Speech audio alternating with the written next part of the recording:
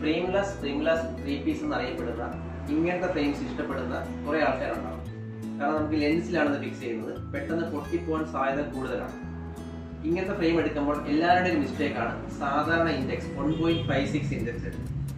അപ്പോൾ അത് പെട്ടെന്ന് ബ്രേക്ക് ആവാൻ സാധ്യത ഉണ്ട്. അപ്പോൾ ഇങ്ങനത്തെ ഫ്രെയിം എടുക്കുന്നവർ 1.60 MRI മെറ്റീരിയൽ എടുക്കുക, അല്ലെങ്കിൽ 1.59 എടുക്കുക.